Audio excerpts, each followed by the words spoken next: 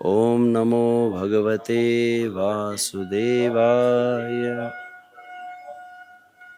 ओम नमो भगवते वासुदेवाय। नारायणं नमस्कृत्यं नरं चैव नरोत्तमं देवीं सरस्वतीं व्यासं ततो जयमुदीरयेत्। नष्टप्रायेषु अभद्रेषु नित्यं भागवत सेवया भगवती उत्तमश्लोके भक्तिर्भवति नैष्टिकी। सर्वशास्त्राब्धिपीयूष सर्ववेदैकसत्फल सर्वसिद्धान्तरत्नाढ्य सर्वलोकैकदृक्प्रद सर्वभागवतप्राण श्रीमद्भागवत प्रभो कलिध्वान्तोदितादित्य श्रीकृष्ण परिवर्तित परमानंद पाठाय प्रेमवर्षि अक्षराय ते सर्वदा सर्वसेव्याय श्रीकृष्णाय नमोस्तुते। मदैकबन्धु मत्संगी मद्गुरो मद्महान्धन मत्निस्तारक मदभाग्य मदानंद नमोस्तुते। असाधु साधुता दायिन्नाति नीचो चतारक हानमुञ्च कदाचिन्मां प्रेम्णा हृदकण्ठयो स्फुरः। नमः विष्णुपादाय कृष्णपृष्ठाय भूतले श्रीमते भक्तिवेदान्तस्वामिनिति नामिने। नमस्ते सारस्वते देवे गौरवाणी प्रचारिणे निर्विशेषशून्यवादी पाश्चात्यदेशतारिणे। श्री कृष्ण चैतन्य प्रभु नित्यानंद श्री अद्वैत गदाधर श्रीवासादि गौर भक्तवृंद। हरे कृष्ण कृष्ण कृष्ण हरे हरे, हरे राम राम राम हरे हरे। हरे कृष्ण।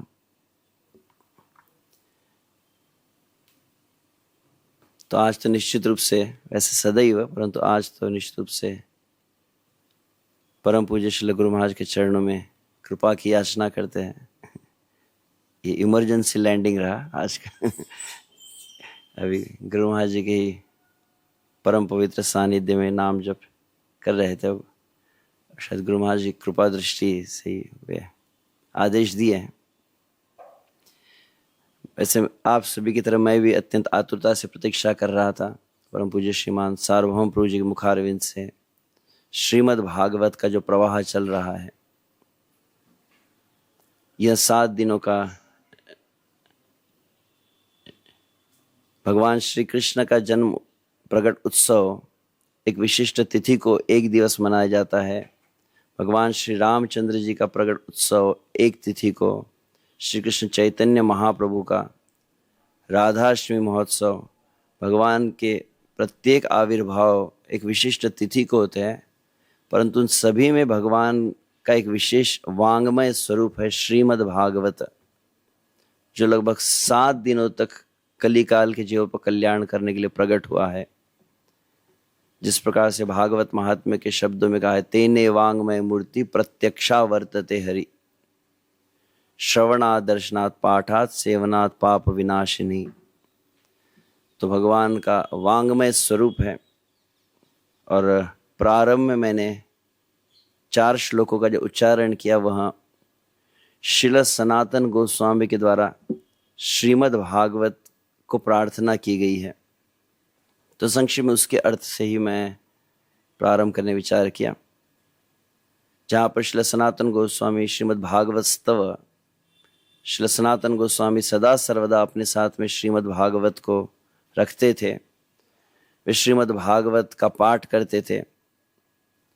यही वृंदावन धाम में 6 गोस्वामी मिलकर भागवत की चर्चा आदि करते थे। तो उन्हीं के शब्दों में वे कहते हैं, सर्वशास्त्राब्धि पीयूष सर्व वेदैक सत्फल सर्व सिद्धांत रत्नाढ्य सर्वलोकैक दृक्प्रद, कि समस्त शास्त्र अब्धि, अब्धि मतलब समुद्र के समान है।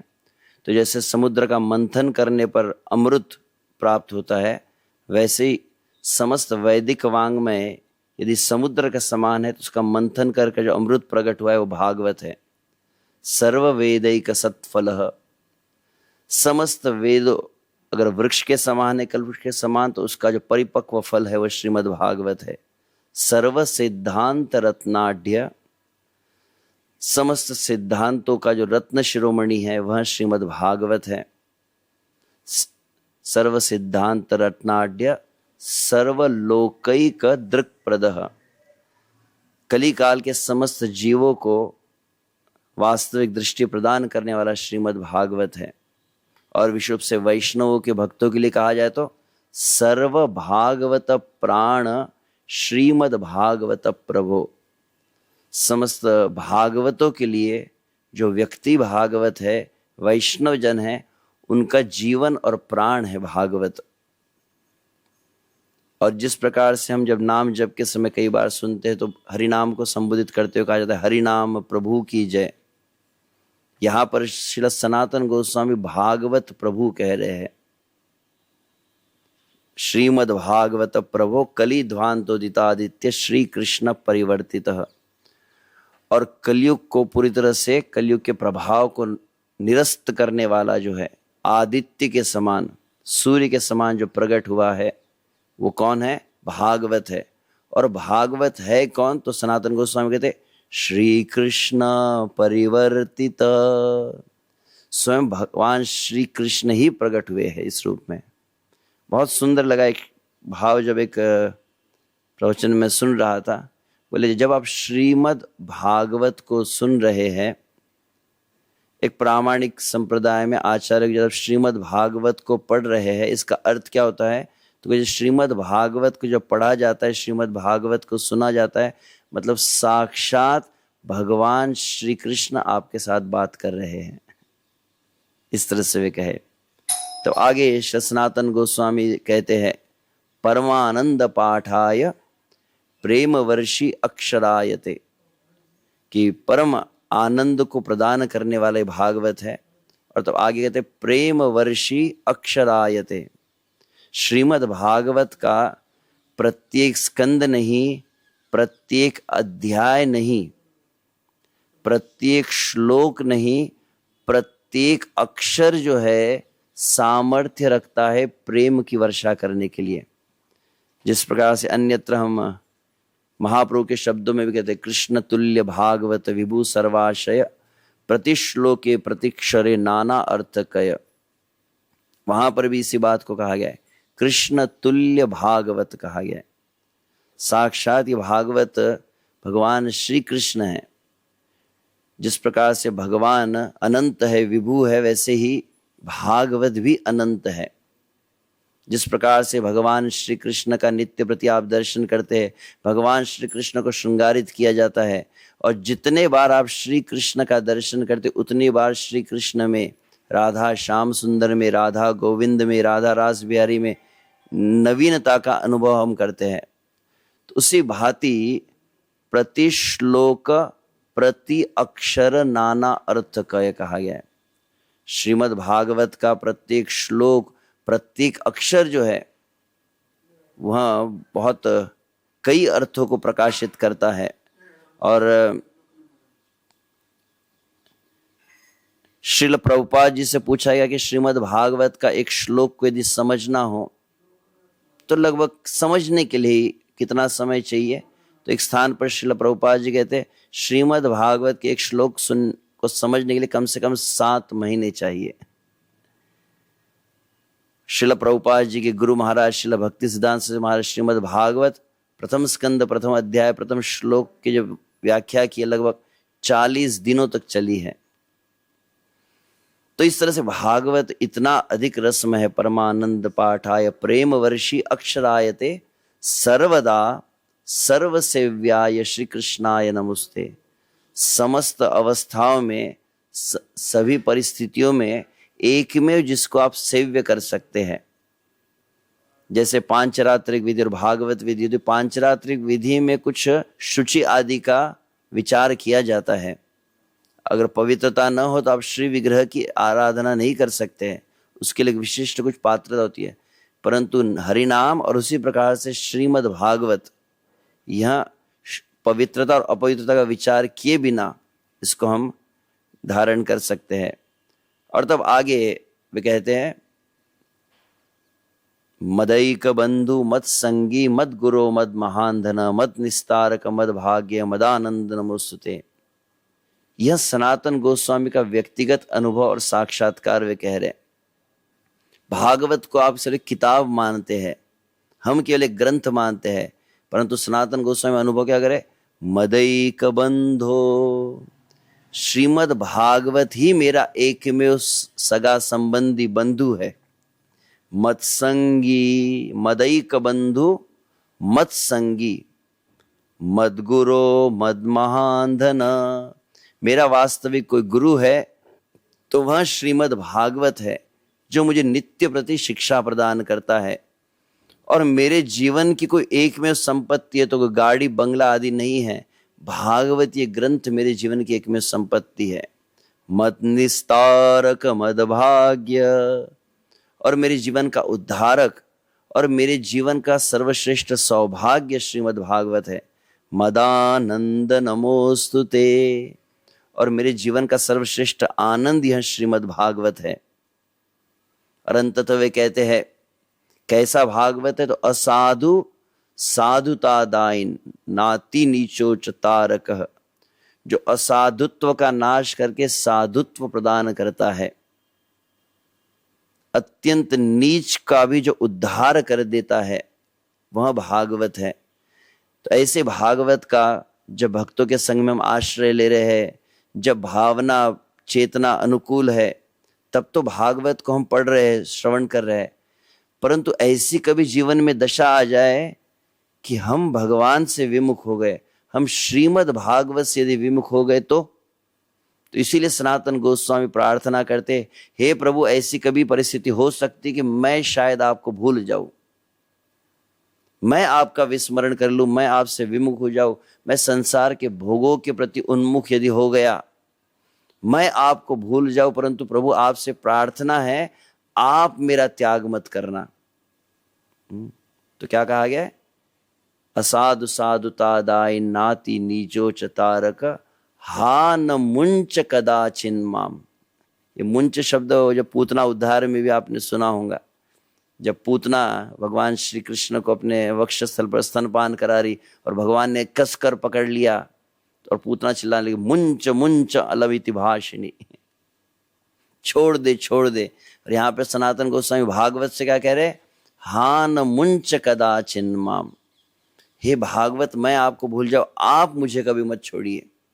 तो कहां पर आप मेरे साथ में रहिए, प्रेमणा हृदकंठयो स्फुरः, प्रेम पूर्वक सदा सर्वदा मेरे हृदय में और मेरे कंठ पर, मेरी जिह्वा पर आप स्फुरित हुई। तो ऐसा ये जो भागवत है, जिसके महात्म्य को श्रवण किए है, और ऐसे नियम से प्रथम मुझे कहा गया तुरंत सार कहा जाए, तो देखते हैं गुरु महाराज की कृपा से कल परम पूज्य श्रीमान सार्वभौम प्रभु जी के मुखारविंद से भागवत प्रथम स्कंद में प्रवेश किए थे। और एक रूपरेखा भागवत प्रथम स्कंद मुख्यतः 3 संवादों को वर्णित किए, जिसमें प्रथम संवाद में वे कहे शौनकादि ऋषि और सूत गोस्वामी का संवाद, जहाँ पर नैमिषारण्य में शौनकादि ऋषि एकत्रित हुए हैं। 3 श्लोकों में श्रील व्यास देव मंगलाचरण किए हैं, जहाँ पर सही मंगलाचरण है त्रिविध प्रकार, वस्तु निर्देश आशीर्वाद आर नमस्कार। श्री कृष्णदास कविराज गोस्वामी चैतन्य चरितामृत आदि लीला प्रथम अध्याय में मंगलाचरण की व्याख्या की है। मंगलाचरण क्या होता है, सही मंगलाचरण है 3 रस्मरण, गुरु वैष्णव भगवान, यही 3 रस्मरण वहां कहते हैं कविराज गोस्वामी। मंगलाचरण मतलब होता क्या है, मांगल्य का आवाहन भगवान और भगवान के भक्तों को और गुरुजनों को वंदना की जाती है। और क्या होता है, तो कविराज गोस्वामी थे सही मंगलाचरण है त्रिविध प्रकार, त्रिविध, मतलब 3 प्रकार के मंगलाचरण होते हैं। कौन कौन से? वस्तु निर्देश, आशीर्वाद, आर नमस्कार, ये 3 कहे हैं। जो ग्रंथ रचयिता होता है, ग्रंथ के प्रारंभ में मंगलाचरण के रूप में संपूर्ण ग्रंथ की जो मूल विषय वस्तु है उसको उल्लेखित करता है। तदुपरांत यह ग्रंथ यदि आप पढ़ेंगे, इस ग्रंथ को यदि आप स्वीकार करेंगे, इसका श्रवण करेंगे, तो आपके जीवन में क्या लाभ होगा, उसी को आशीर्वाद कहा जाता है। और तदुपरांत नमस्कार, मतलब गुरु वैष्णव भगवान को नमस्कार भी कहता है। तो श्रीमद् भागवत के 3 श्लोकों का जहां तक मुझे स्मरण, क्षमा चाहता हूँ, कल मैं ट्रेन में था तो मैं पूरा श्रवण नहीं किया, परंतु जहां तक मुझे स्मरण है प्रथम श्लोक आदि की व्याख्या किए है। तो मैं अधिक श्लोकों की व्याख्या का तो यहाँ समय नहीं, यहाँ तो एक आपको सार प्रस्तुत करना है एक सीमित समय में। तो प्रथम श्लोक में जन्मादस्य तोन्वयादि ततश्चार्थेष्वभिज्ञ स्वराट तेने ब्रह्महृदायाद कवये मुह्यन्ति यत्सूरयः तेजो वारिमृदां यथा विनिमयो यत्र त्रिसर्गो मृषा धाम्ना स्वेन सदा निरस्तकुहकं सत्यं परम धीमहि। श्रीमद् भागवत कैसे वैदिक शास्त्रों का ही भाग है। वेदांत सूत्र जब प्रारंभ हुआ है वहां पर भी वर्णित किया जाता है सत्यम परम धीमहि, और उसी सत्यम परम धीमहि, उस परम सत्य का हम ध्यान करते हैं मिलकर, उसी से भागवत प्रारंभ हुआ है। तो प्रथम श्लोक एक तरह से वंदना भी है, परंतु प्रथम श्लोक क्या है? प्रथम श्लोक मूलतः वस्तु निर्देश है। श्रीमद् भागवत की मूल विषय वस्तु क्या है? परम सत्य। परम सत्य क्या है? तो ये प्रथम श्लोक का ही प्रारंभ देखिए, तो प्रारंभ कहाँ से हुआ है? तो ओम नमो भगवते वासुदेवाय, ये भागवत के प्रथम शब्द है। तो परम सत्य जो है वसुदेव नंदन श्री कृष्ण को नमस्कार किया गया है, जो परम भगवान है। और उनका परिचय देते हुए फिर अलग बात है, जन्मादस्यतः अन्वयादितरतः अभिज्ञः स्वराट, 4 विषय वस्तु बतलाया गया है। प्रथम विषय वस्तु, प्रथम भगवान का परिचय क्या है? किन भगवान का ध्यान किया जा रहा है?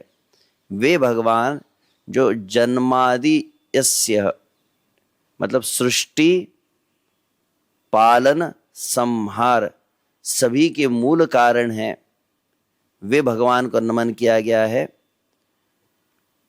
और जो प्रत्यक्ष और अप्रत्यक्ष रूप से जगत के कारण हैं, अभिज्ञ, अभिज्ञ अर्थात, अभी इस श्लोक पर मैं केवल संक्षिप्त में थोड़ा केवल शब्दों का अर्थ बता रहा हूं। वास्तविक देखा जाए इस श्लोक की लगभग 108 से अधिक टीकाएं हैं, 108 से अधिक अर्थ बतलाए गए हैं आचार्यों के द्वारा। एक एक आचार्य ने कई अर्थ बतलाए इन एक एक श्लोक के। तो जन्मादि यस्य का एक अर्थ यह हुआ कि वे जो सृष्टि पालन आदि के कारण है, और फिर अभिज्ञ है जो मतलब भूत वर्तमान भविष्य को जानते हैं, स्वराट परम स्वतंत्र है, तेने ब्रह्म हृदय आदि कवये, और जिन्होंने ब्रह्म ज्ञान को, वैदिक ज्ञान को, आदि कवये, आदि कवये मतलब जो प्रथम बुद्धिमान जीव ब्रह्मा जी के हृदय में प्रकट किया है। परंतु कैसे भगवान है? मुह्यन्ति यत्सूरयः, देवता भी, ब्रह्मा इंद्र आदि भी जिनसे मोहित हो जाते हैं। तेजो वारि मृदाम यथा विनिमयो यत्र त्रिसर्गो मृषा, तो त्रिसर्ग 3 गुणों से बनी हुई इनकी जो यह मायावी जगत है, कैसा है? जो है मृषा, मतलब परंतु लगता सत्य है। जिस प्रकार से तेजो वारि मृदाम यथा विनिमयो, जैसे जल में थल और थल में जल का अनुभव होता है, उसी प्रकार से यह संसार जो नश्वर है वो नित्य प्रतीत होता है भगवान की माया के प्रभाव से। और धामना स्वेन सदा निरस्तकुहकं सत्यम परम धीमहि, और वे भगवान जो अनंत कोटि ब्रह्मांड को सृजन करते हैं परंतु अपने नित्य धाम में सदैव वास करते हैं और पूर्णतः वे विरक्त है, ऐसे परम भगवान का ध्यान प्रथम श्लोक में किया गया है। द्वितीय श्लोक में पुनः श्रीमद् भागवत की महिमा को बतलाया गया है, जहाँ पर धर्म, कल आपने सुना था, धर्म प्रोज्जित कई तव अत्र परमो निर्मत्सराणाम सताम। तो दूसरे श्लोक में विशुभ से श्री व्यास देव बतला रहे हैं कि कैसे समस्त प्रकार के कई तव धर्म, कई तर धर्म में विशुभ से प्रोज्जित कहा गया। प्रोज्जित मतलब शिला प्रभुपाद कहते किक्ड, मतलब किक का मतलब एकदम ठोकर मार के समस्त, तो धर्म अर्थ काम मोक्ष भी है। यह समस्त प्रकार के जितने धर्म है सभी को वहां पर ठोकर मार दी गई है। एक में वो विशुद्ध श्री कृष्ण की भक्ति, यही एक में विषय भागवत का है। भागवत कर्म मिश्र ज्ञान मिश्र आदि किसी भी विषय पर चर्चा न करके शुद्ध भक्ति के विषय में ही केवल बतलाता है। इसलिए कहा गया है धर्म प्रोज्जित कईतवो अत्र परमो निर्मत्सराणाम सताम। और ये परम निर्मत्सराणाम सताम, सताम मतलब वैष्णवजन। कैसे वैष्णवजन जो निर्मत्सर है, इसका यहीं पर भागवत के दूसरे श्लोक में श्रीधर स्वामी अर्थ बताए। मत्सर शब्द का अर्थ है पर उत्कर्षणम असहनम इति मत्सरता। तो मत्सर, मत्सर मतलब तू आगे मत सरक, उसको मत्सर कहते। तो कोई आगे बढ़ने लगे हमसे और हमको सहन न हो, उसी को मत्सर कहते। तो मैं एक बार सुन रहा था, दोनों अर्थ होते हैं। जो निर्मत्सर होते हैं वो भागवत का आस्वादन कर सकते हैं, लेकिन जो भागवत का नित्य प्रति अध्ययन करते हैं वो मात्सर्य से मुक्त हो जाते हैं, ये भी अर्थ है।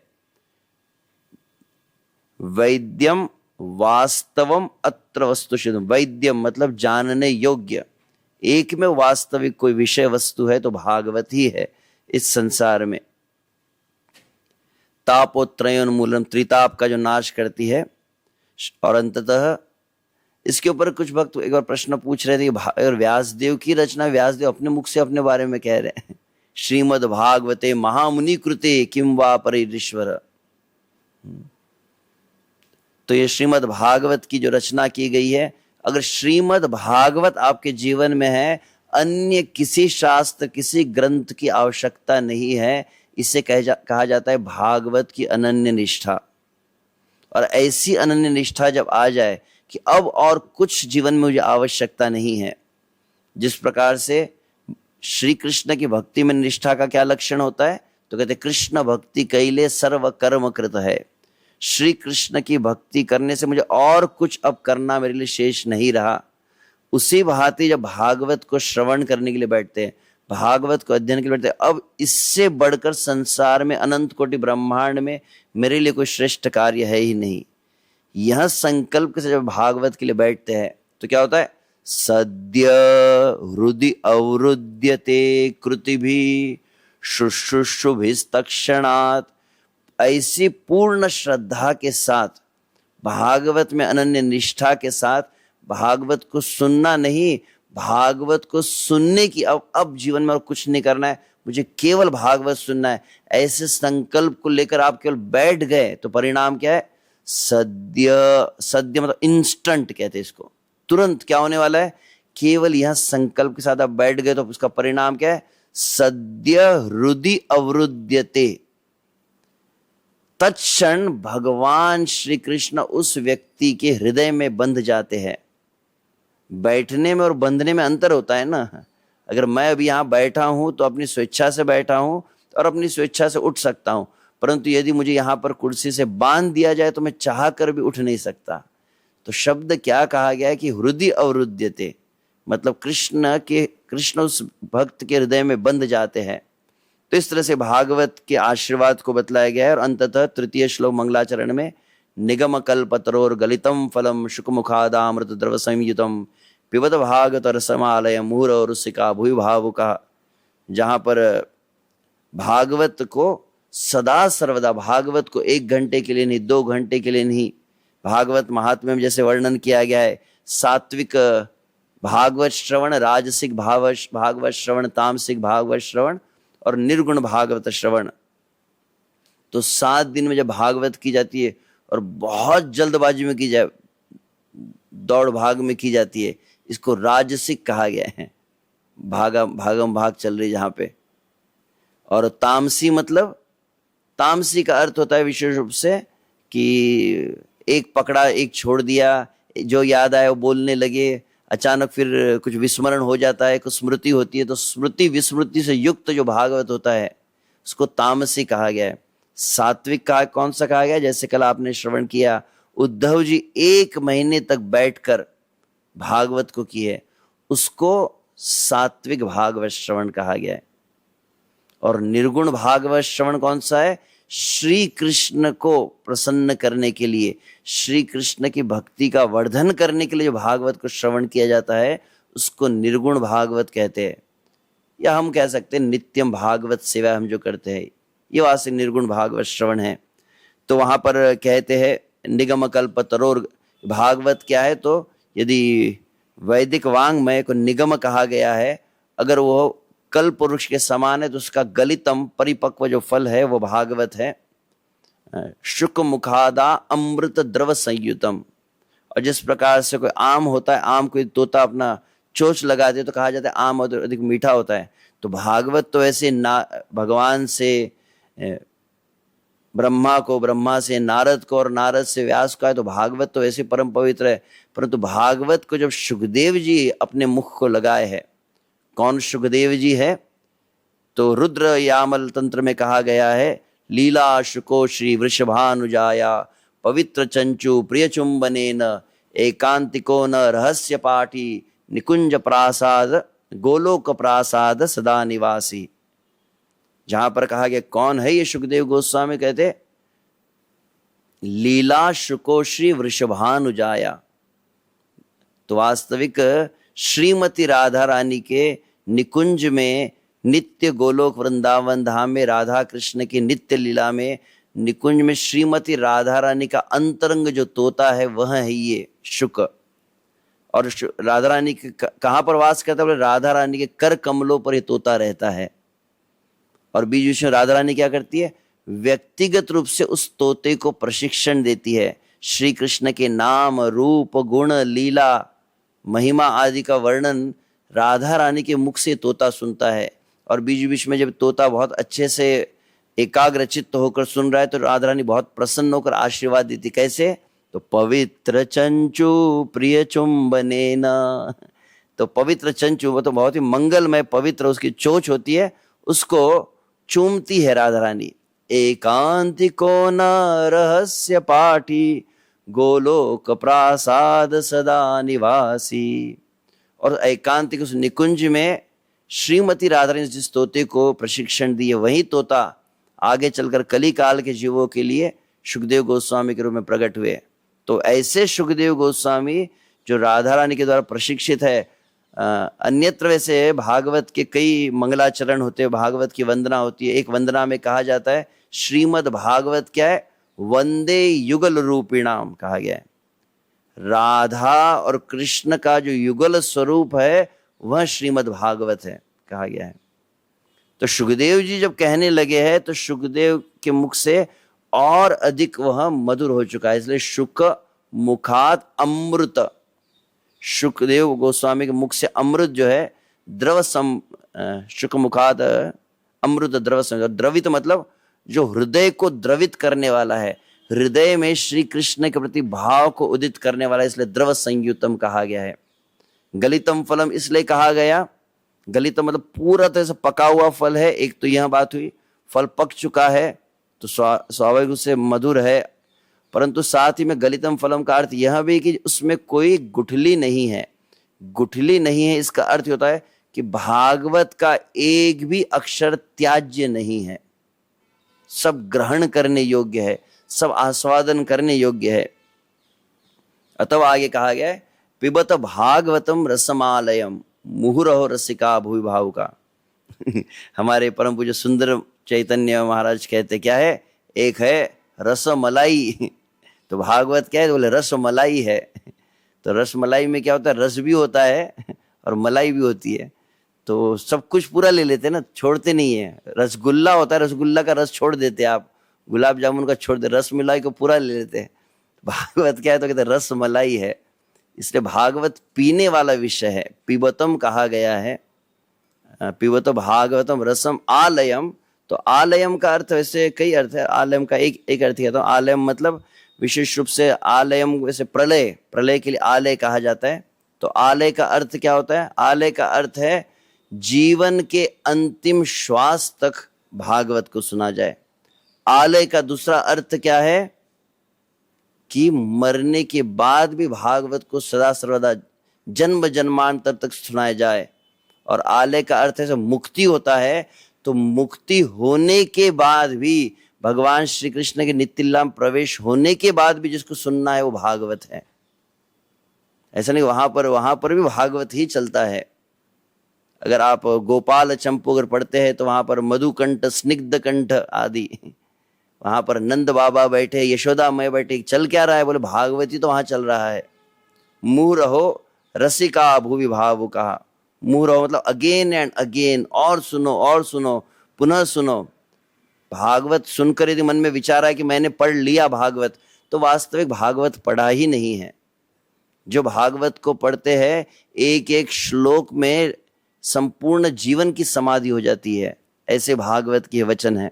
तो इस तरह से मंगलाचरण 3 श्लोकों में होकर फिर अंततः प्रथम अध्याय में प्रवेश किया गया। नैमिषारण्य में प्रातः काल ब्रह्ममुहूर्त के समय 88,000 ऋषि मुनि एकत्रित हुए, यज्ञ हो रहा है, और उस समय श्रील सूत गोस्वामी का आगमन हुआ है।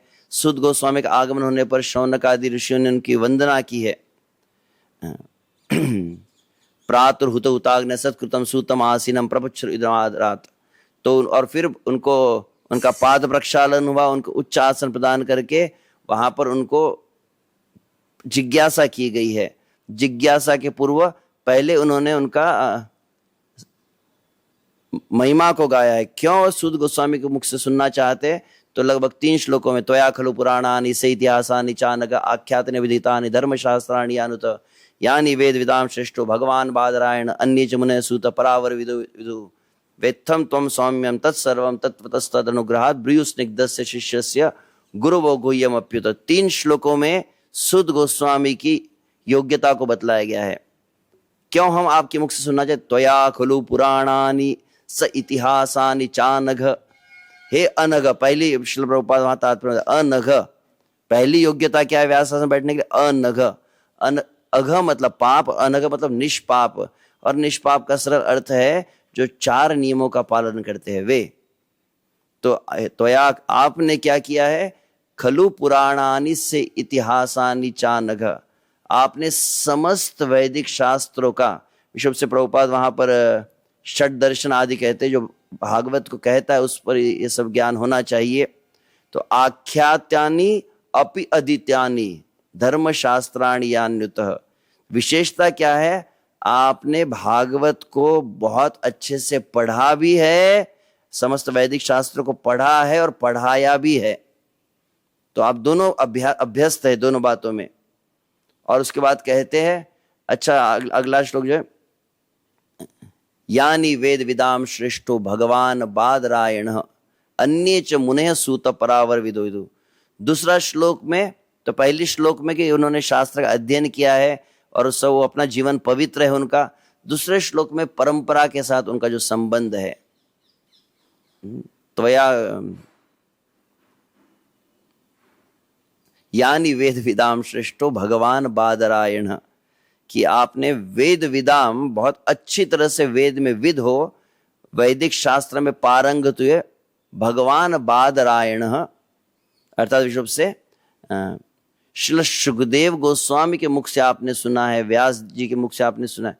तो बादरायण मतलब विश्व से सुखदेव गोस्वामी, जिनको भगवान कहा जा रहा है, उनके मुख से सुना है। तो कभी कभी क्या होता है, कुछ भक्त क्या करते हैं, बोले मैं और मेरे गुरु महाराज, सिर्फ मैं गुरु महाराज से सुनूंगा और किसी नहीं सुनूंगा। तो केवल एक से नहीं सुना है। दूसरा शब्द, दूसरा लाइन में क्या कहता है, अन्ये च मुनयः सूत परावर विदो विदुः, और अन्यों के मुख से भी सुना है। तो दीक्षा गुरु है, शिक्षा गुरु जन है, अन्य वैष्णव जन है, सभी के मुख से हमें भगवान की कथा को श्रवण करना चाहिए। तो परंपरा में आए हुए समस्त वैष्णव के मुख से श्रवण करना, ये दूसरी योग्यता हुई। तीसरी योग्यता क्या है, वैत्थम त्वं सौम्यम तत्सर्वम तत्वतस्तद अनुग्रहात् ब्रूयुस्निग्धस्य शिष्यस्य गुरुवो गुह्यमप्युत। पहली आपके जीवन में पवित्रता हो, दूसरा आप अच्छी तरह से वैदिक शास्त्र अध्ययन करें, उसके बाद कहा गया परंपरा के साथ आप श्रवण करें, लेकिन आवश्यक क्या है, केवल सुनकर कृपा ज्ञान प्रकट नहीं होता है। एक होता है इंटेलेक्चुअल ज्ञान, बौद्धिक ज्ञान प्राप्त होता है, आध्यात्मिक ज्ञान कृपा के द्वारा प्राप्त होता है। कृपा कैसे हुई, तो वैत्थम त्वम सौम्यम तत्सर्वम, आपने बहुत ही नम्र भाव से आप सभी भक्तों के बीच में रहे, समस्त गुरुजनों के सामने नम्रता आपने प्रदर्शित की, उनकी सेवा भी आपने की। वेत्थम त्वम सौम्यम वेत्थम त्वम सौम्यम तत्सर्वम तत्वतस् तद अनुग्रहात्, तो आपने बहुत ही नम्रता से उनकी सेवा के परिणाम क्या हुआ, उनके अनुग्रह से, उनकी कृपा से तत्व आपके हृदय में प्रकट हो गया। ब्रूयु स्निग्धस्य शिष्यस्य, आप बोली क्यों, क्योंकि आप सबसे अच्छे शिष्य बने हो और आपने गुरुजनों के स्निग्ध को, स्नेह को प्राप्त किया है, वात्सल्य को प्राप्त किया है। गुरु वो गोवियम अप्युता। तो इस तरह से 3 श्लोक में मंगलाचरण है, 3 श्लोक में सूत गोस्वामी को जिज्ञासा के महिमा को गाया गया है। तब प्रथम अध्याय में 6 प्रश्न हैं। 6 प्रश्न में सबसे पहले कहते कि विशेष रूप से कलयुग प्रारंभ हो चुका है, इसलिए जस्ट मिनट,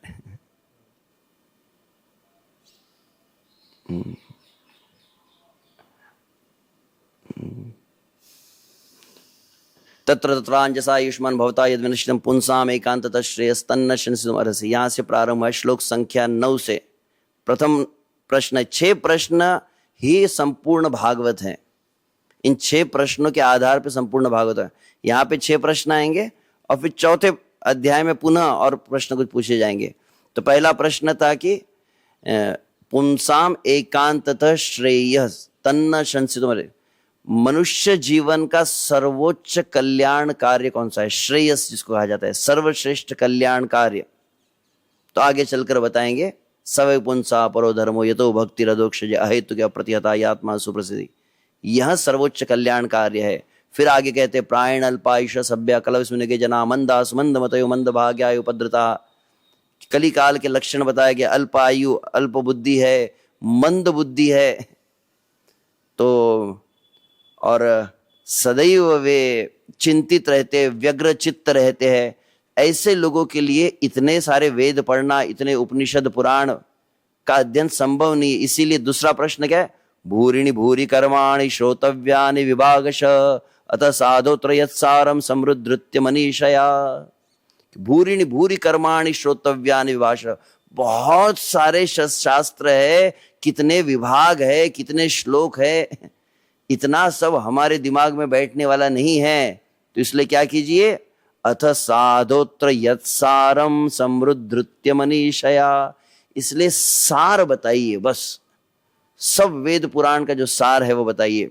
प्रश्न पहला हुआ मानव जीवन का सर्वोच्च कल्याण कार्य, सर्वश्रेष्ठ धर्म। दूसरा प्रश्न शास्त्र का सार। तीसरा प्रश्न सूत जाना से भद्रम ते भगवान सात्वताम पति देवक्याम वसुदेवस्य जातो यस चिकीर्षया। हमने सुना कि भगवान, अब विशेष बात है यहाँ पर आप अगर प्रश्नों को देखेंगे, प्रश्न पूछने वालों का भी लेवल होता है ना, ऐसे ही नहीं कुछ भी प्रश्न पूछने चाहिए, जिसको प्रभुपाद कहते हैं एब्सर्ड इंक्वायरी। कुछ भी प्रश्न पूछ लेते लोग, तो जैसे शिला प्रभुपाद जी, किसी ने प्रश्न पूछा, प्रभुपाद जी भगवान के धाम में गोलोक वृंदावन में मच्छर है क्या, ये कोई प्रश्न हुआ। फिर प्रभुपाद ने उत्तर दिया, प्रभुपाद ने हाँ गोलोक धाम में मच्छर है, परंतु मच्छर भी हरे कृष्ण का कीर्तन कर रहे हैं। प्रश्न कौन से पूछने चाहिए, शौनक आदि ऋषि इस बात को बतलाते, आदर्श कैसा श्रोता होना चाहिए। तो प्रश्न तीसरा आप देख रहे हैं, तीसरे प्रश्न में प्रश्न ये है कि भगवान देवकी और वसुदेव की यहां पर प्रकट हुए। सब अवतारों से कृष्ण को पहले अलग कर दिया उन्होंने। इसलिए समझ में आता है कि वो जानते हैं कि समस्त अवतारों के उद्गम श्री कृष्ण है।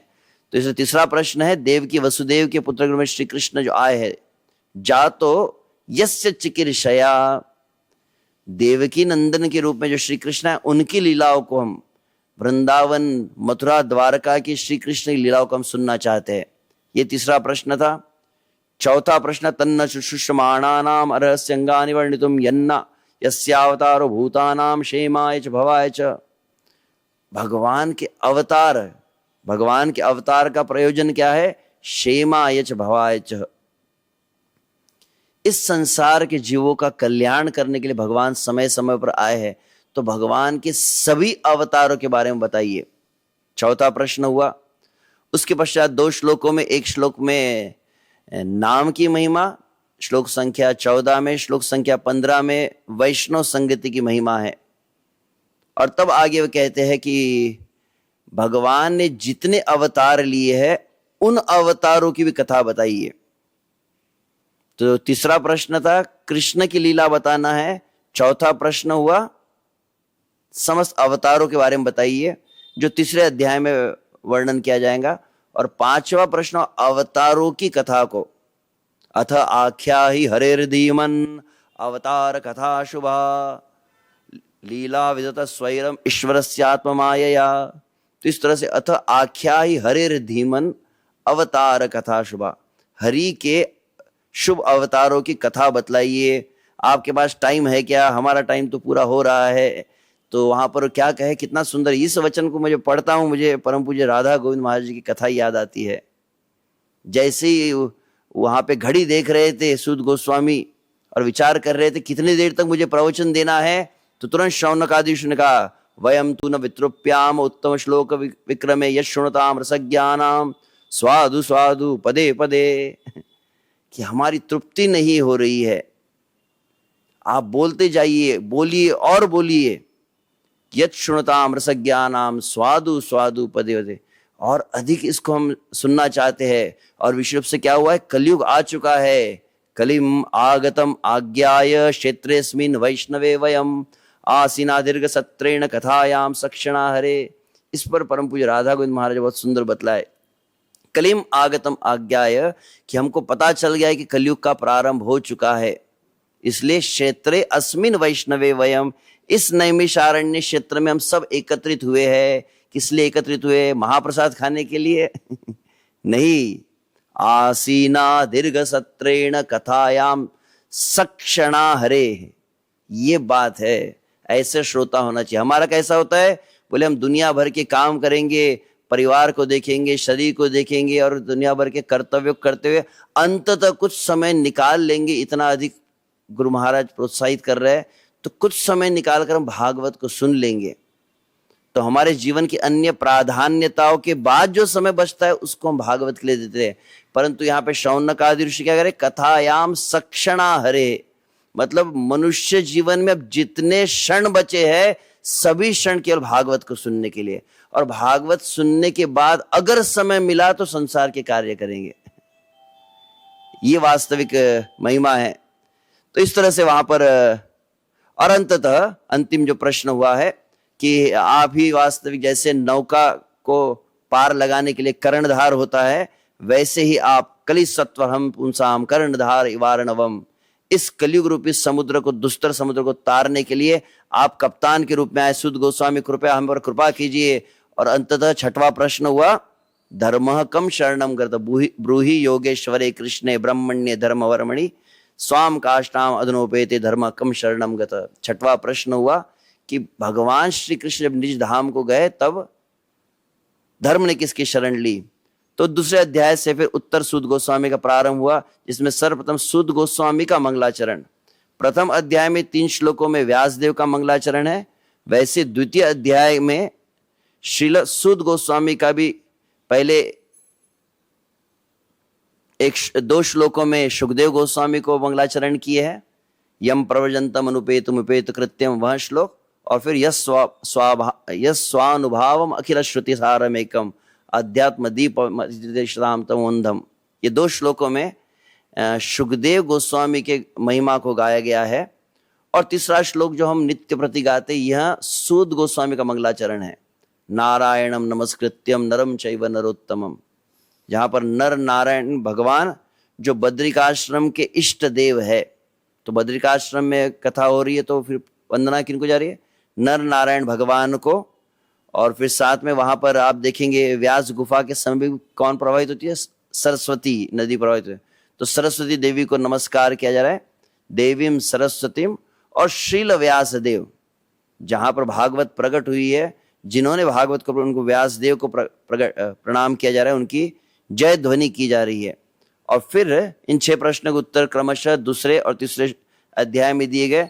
तो सार रूप में मनुष्य जीवन का सर्वोच्च कार्य, सर्वश्रेष्ठ धर्म है भगवान श्री कृष्ण की अखंडित और अहेतु की अप्रतिहता भक्ति करना, जो भक्ति अंततः वैराग्य और ज्ञान को स्वतः प्रदान करती है। और फिर यदि आप जो अपने धर्म स्वानुष्ठित पुंसा विश्वक्सेन कथा सुय, अपने धर्म के अनुसार जो निहित कर्म करते हैं उसका प्रयोजन क्या है? भगवान श्री कृष्ण के कथा में रुचि उत्पन्न होना। आप सब कुछ कर रहे, बिजनेस, नौकरी, गृहस्थ जीवन है, ब्रह्मचारी जीवन को पालन कर रहे, परंतु वर्णाश्रम का पालन करके यदि श्री कृष्ण की कथा में रस नहीं आ रहा है तो श्रम एव ही केवलम।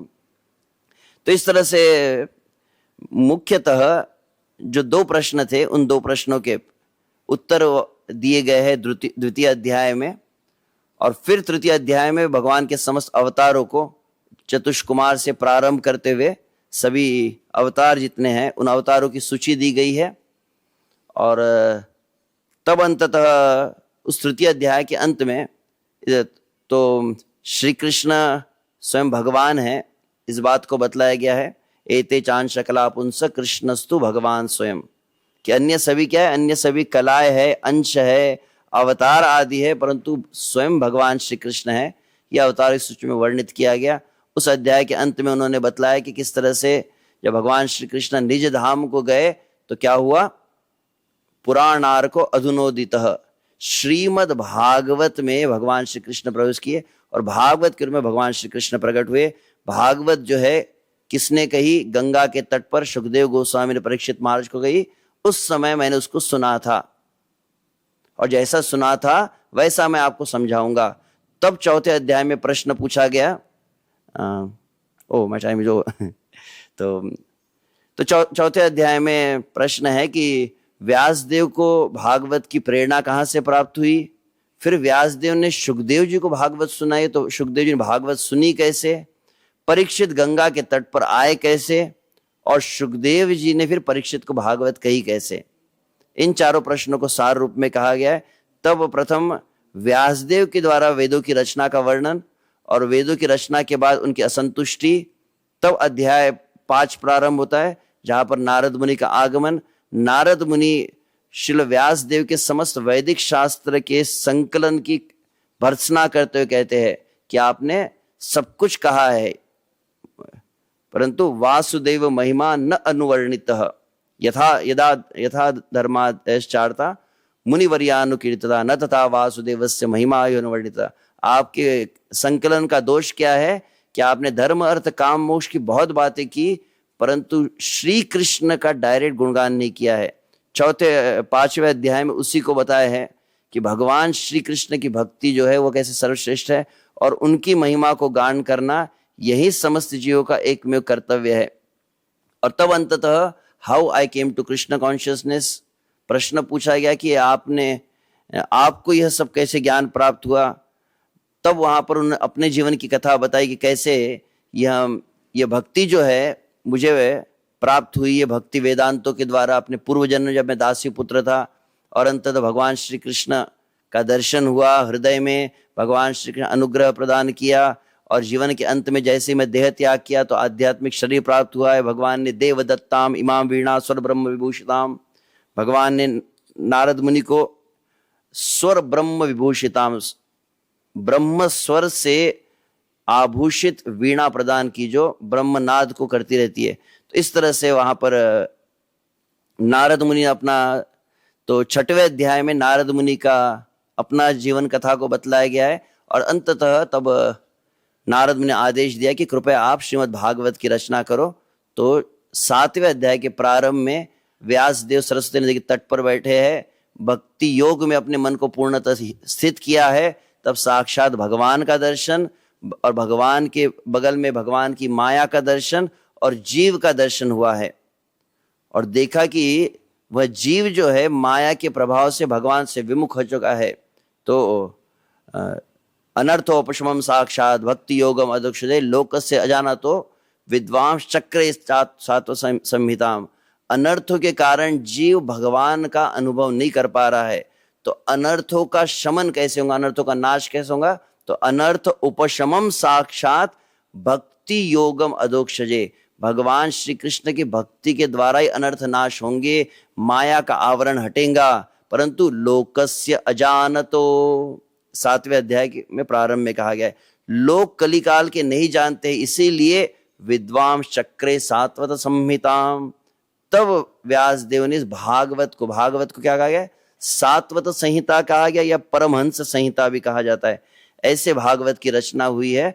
तब वहां से प्रारंभ हुआ। तो 7वें अध्याय से अगर कहा जाए तो 7वें से अब 18वें अध्याय तक क्या है, यह पूरी तरह से परीक्षित महाराज और सुखदेव गोस्वामी के मिलन के विषय में कहा गया है। तो परीक्षित महाराज का फैमिली बैकग्राउंड को बताया गया है। तो प्रारंभ हुआ, तो पहले सुखदेव गोस्वामी जो अपने पिता के मुख से सुने, आत्मा रामश्च मुनयो निर्गंतापिरुक्रमे कुर्वन्ते हेतु किम भक्तिम इत्थम भूत गुण हरे। वहां पर वर्णन किया गया कि आत्मा राम जो सुखदेव गोस्वामी थे, वह भी श्री कृष्ण का कारुण्य और श्री कृष्ण के माधुर्य सुनकर भागवत के प्रति आकर्षित, भागवत को सुने हैं। अब परीक्षित महाराज का जब जीवन था तो पांडव महाभारत का युद्ध जहां अंत हुआ, वहां से भागवत का 7वां अध्याय प्रारंभ होता है, जहां पर अश्वत्थामा ने द्रौपदी के पुत्रों का संहार किया, अर्जुन ने अश्वत्थामा को बंदी बनाया, अंततः अश्वत्थामा ने ब्रह्मास्त्र छोड़ा है उत्तरा की गर्भ की ओर। तब वहां पर पाहि पाहि महायोगी देव देव जगतपते नान्यम तद अभयम पश्यत यत्र मृत्यु परस्परम। उत्तरा की प्रार्थना है सर्वप्रथम। पहले अर्जुन की प्रार्थना 7वें अध्याय में प्रारंभ हुई 2 श्लोकों में। 8वें अध्याय में पहले उत्तरा की प्रार्थना है, जहां पर वो भगवान से रक्षा के लिए कहती है कि मैं जलकर खाक हो जाऊं परंतु गर्भ को कुछ नहीं होना चाहिए। तब भगवान ने 2 रूप प्रकट किए। एक रूप में भगवान पांडवों की और आर्य ब्रह्मास्त्र से रक्षण किए, और दूसरे रूप में भगवान अंगुष्ठ मात्रम अबलम, अंगूठे का रूप में भगवान श्री कृष्ण उत्तरा के गर्भ में प्रवेश करके परीक्षित महाराज का रक्षण किए हैं। तब कुंती महारानी की प्रार्थना, भगवान के ऐसे ऐश्वर्य को, भगवान के वात्सल्य को देखकर कुंती महारानी अभिभूत हुई है। कुंती महारानी की बहुत सुंदर प्रार्थना है। तब भगवान उत्तरा के, सुभद्रा के और कुंती महारानी के प्रेम को देखकर और कुछ समय जो जाने वाले श्री कृष्ण थे वहीं पर हस्तिनापुर में रुक गए हैं। तब जब मकर संक्रांत का समय आया, तब भीष्म पितामह का देह प्रयाण, जहां पर बहुत सुंदर भीष्म स्तुति है। भगवान श्री कृष्ण, 5 पांडव, समस्त व्यास, नारद आदि वहां पर पहुंचकर भीष्मदेव के देह प्रयाण के समय भीष्मदेव की स्तुति को सुने हैं। और उसके पश्चात भगवान का हस्तिनापुर से प्रस्थान आता है। एक अध्याय में कैसे पांडवगण विरह व्यथा से व्याकुल हो जाते हैं और अंततः भगवान की विदाई होती है। अगले अध्याय में द्वारका में भगवान श्री कृष्ण का प्रवेश, द्वारकावासी भगवान श्री कृष्ण का ऐसे स्वागत किया उसको बताया गया है। तदुपरांत तो ये हो गया। उसके पश्चात परीक्षित महाराज के जो गुणों को बतलाया जाएगा। फिर विदुर आते हैं, विदुर के द्वारा धृतराष्ट्र को उपदेश है। धृतराष्ट्र और गांधारी ग्रह का त्याग किए हैं, वानप्रस्थ आदि को धारण किए, संन्यास लिए, और फिर उन्होंने देह का त्याग किया, उसको वर्णित किया गया है। तब अर्जुन को युधिष्ठिर महाराज भेजे हैं द्वारका में भगवान की समाचार प्राप्त करने के लिए। भगवान, क्षमा चाहता हूँ, भगवान के साथ गए थे अर्जुन। भगवान का समाचार नहीं मिला था 7 महीनों से, तो फिर अर्जुन गए थे। तो अर्जुन जब लौट कर आए तो अध्याय 14 में समस्त प्रकार के अशुभ लक्षणों को वर्णन किया गया है, जहां पर युधिष्ठिर महाराज देखते हैं कि ये अशुभ लक्षण क्यों हो रहे हैं। और तब अंततः उनको मन में विचार था, हो ना ऐसा लग रहा है कि भगवान इस धरातल पर नहीं रहे। तब 15वें अध्याय में अर्जुन का आगमन हुआ है। अर्जुन के मुख से तेज पूरा चला गया है। और वंचितो हम महाराज हरिणा बंधु रूपिणा, कि हे महाराज युधिष्ठिर, मैं वंचित हो गया। जो बंधु रूप में श्री हरि हमारे साथ में थे, हमारे साथ खेलते थे, हमारे साथ चलते थे, हमारे साथ भोजन आदि करते थे, शयन करते थे, वे श्री हरि नहीं रहे।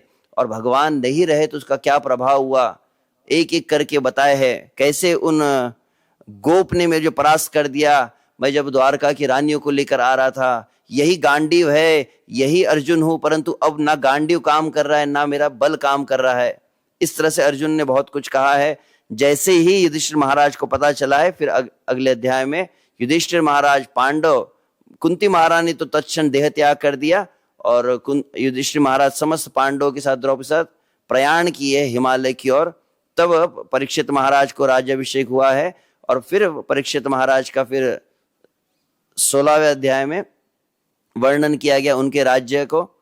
और फिर 17वें अध्याय में विशुभ से किस तरह से परीक्षित महाराज ने श्रृंगी के गले में, शमिक ऋषि गले में मृत सर्प डाला है और उनके पुत्र श्रृंगी ने श्राप दिया 7 दिनों में तक्षक सर्प के द्वारा आपकी मृत्यु हो जाए। जैसे ही यह समाचार प्राप्त होने के पहले, वैसे आप 18वें अध्याय प्रारंभ में देखेंगे, जैसे ही परीक्षित महाराज लौटकर अपने राज्य में, उनके मन में विचार आ गया कि निश्चित रूप से आज मुझसे कुछ ब्राह्मण का अनादर हुआ है, उसका परिणाम क्या होना चाहिए, मेरा समस्त ऐश्वर्य से मैं विहीन हो जाना चाहिए, मुझे मृत्युदंड प्राप्त होना चाहिए आदि वे अपने मन में पहले विचार कर लिए थे। श्रील प्रभुपाद तात्पर्य कहते हैं, एक शुद्ध भक्त का लक्षण होता है, शुद्ध भक्त तुरंत अपनी गलतियों पर पश्चाताप करता है। जैसे समाचार प्राप्त हुए, अनुग्रह मन्यमान नहीं, कृष्णांग्री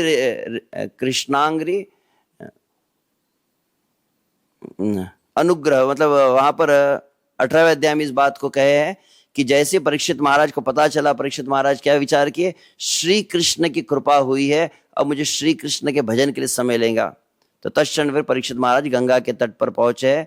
समस्त ब्रह्मांड से ऋषि मुनि वहां पर आए हैं परीक्षित महाराज के सामने।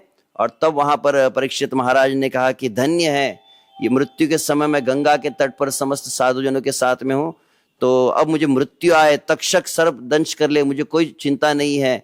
और प्रार्थना की है कि अब मुझे पुनः जन्म मिले, पुनश्च भूयात् भगवती अनंते रति प्रसंगा सदाश्रयेषु। जहां पर कहते मुझे पुनः जन्म मिला, मुक्ति नहीं मिली तो भी चलेगा, परंतु अगले जन्म में क्या होना चाहिए, सबसे पहले भगवान श्री कृष्ण में प्रेम हो, भक्तों के साथ भक्तों का आश्रय, भक्तों का संग हो और समस्त जीवों के प्रति मैत्री भाव हो।